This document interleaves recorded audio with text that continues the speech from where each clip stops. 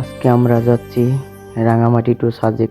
আমার সাথে আছেন মোশাররফ ভাই, আমার সাথে আছে মিরজান ভাই, আমার সাথে আছে মোস্তফা ভাই। আমাদের যাত্রা হচ্ছিল ময়মনসিংহ টু গফরগাঁও থেকে। প্রাথমিক অবস্থায় যাব আমরা গফরগাঁও থেকে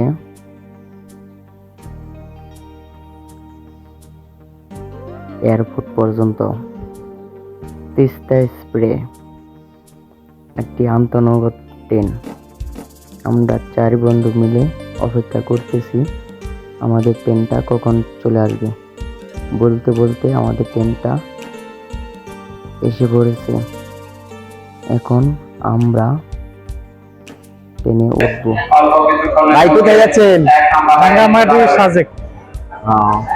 আমরা এখন যাচ্ছি, আমি মিরজান ভাই, মুস্তফা ভাই আর আমাদের সাথে আছে মোশাররফ ভাই। 4জন, টোটাল আমরা 4জন। ঠিক আছে,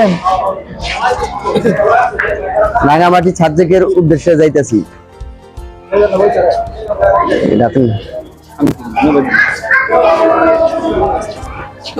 আগে পরে গেছিলেন সাজেক? না, আমি প্রথম যাচ্ছি সাজেক রাঙ্গামাটি। কারণ তারপরে হাবিব ভাই আছে, হাবিব ভাইয়ের সাথে গেলে আনন্দ করতে করতে যেতে পারবো। এই জন্য আমরা সবাই 4জন একসাথে যেতেছি সাজেক। সবাই আমাদের জন্য দোয়া করবেন। আমরা আছি এখন এয়ারপোর্ট রেল স্টেশন। মিজান ভাই কিছু বলবেন? না, আমার ভালো কিছু নাই। 4জন যাইতেছি, আনন্দ করতে গেছি। সবাই এখন অপেক্ষা করতেছি চট্টগ্রামের ট্রেনটি কখন আসে দাঁড়াবে এয়ারপোর্টে। অপেক্ষার সময় কাটে না, একের পর এক ট্রেন যাচ্ছে আর আমরাও অপেক্ষা করতেছি, দেখি কি করা যায়। আশায় বসে রয়েছি, কিছুক্ষণের মধ্যে আমাদের ট্রেনটি চলে আসবে।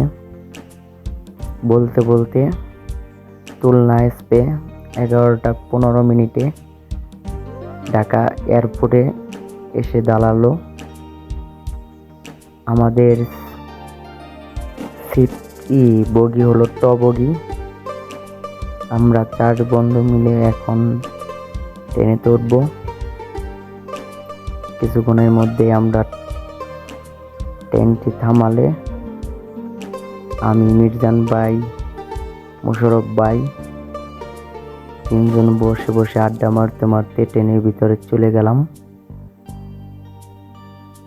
সারা রাত আর তো মোস্তফা ভাই ঘুম পাড়তেছে, তাকে আজকে দেখাতে পারলাম না।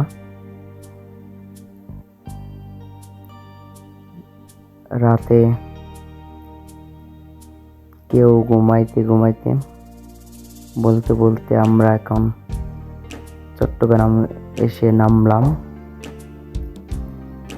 সারা রাত জাগনা, আস্তে আস্তে চট্টগ্রাম রেল স্টেশন থেকে